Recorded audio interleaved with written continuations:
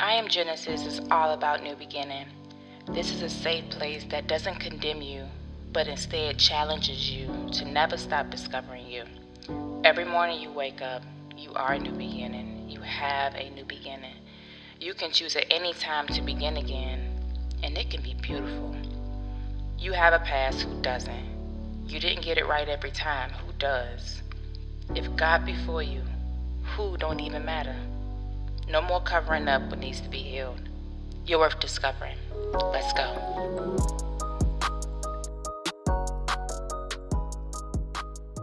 So, welcome back to another episode of I Am Genesis podcast. I hope you all are having a wonderful week this week. So, I just want to go ahead and dive straight into it. So, on our last episode, we talked about procrastination is fear in disguise, and we received so much feedback and comments that this topic definitely resonated with you. One viewer or listener said, wow, this has me written all over it.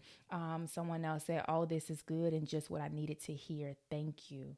Someone else wrote amen and amen to that. Someone else wrote, whoa, that word knocked me in my behind, punched me in my stomach. Thank you, I Am Genesis. Someone else said, ma'am, just all up in my business, but I hear you, I hear you.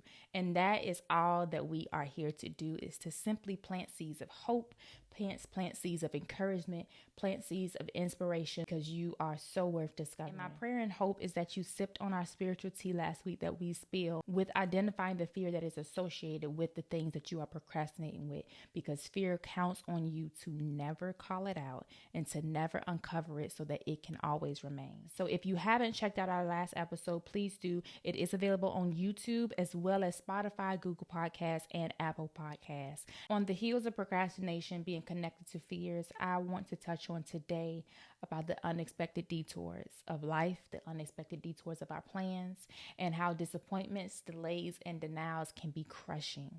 Listen, I've been disappointed more time than one. I've been denied 1,000 times. There's been so much delay that I just knew that I was ready for. And it just seemed like nothing is really moving or maybe working out on my behalf or working out in my benefit. And to the point to where it can be not only crushing, but it can bruise your ego. It can affect your pride. It can cause you to second guess, well, am I doing the right thing in the first place? Or am I really just wasting my time and possibly wasting my finances and resources that I've been putting towards this thing and putting towards this dream and putting towards this plan? And if I'm honest, those feelings and those emotions that we carry and those disappointments and those denials and that upset, it can cause us to become immobile. It can cause us to get stuck in frustration, stuck in the hurt, stuck in the details of how we planned it out and it didn't work out in the way that we thought it would. And so therefore we become crushed by the weight of the disappointment. We become crushed by the weight of the denial. We become crushed by the weight of just everything just not going in the direction or in the way that we thought it would. And disappointment can cause us to shut down and go into a place of isolation. And unfortunately, many of us give up because we sat too long in what disappointed us. And listen, let me just go ahead and tell you something about me. I ain't going out without a fight. That's just me. When I get sick and tired of being sick and tired and sitting in what disappointed me, I start talking to myself, because sometimes in the middle of the night, you don't have that person to always call and to lean on and to share things. So sometimes you have to simply encourage yourself. And that's what I had to do. And I had to pick myself up and I had to dust myself off and I had to speak life back into me. I had to pour into my own self. And I had to get myself out of what disappointed me to find out what was disappointment actually saying to me. What if I told you that disappointment is the best communicator that comes to inform us to change direction while not giving up on the plan? So I looked up the definition of this word called pivot. And it means to turn. It means to go in a different direction. It put me in the mind of basketball. And pivot made me think of what the players do every time they're on the court.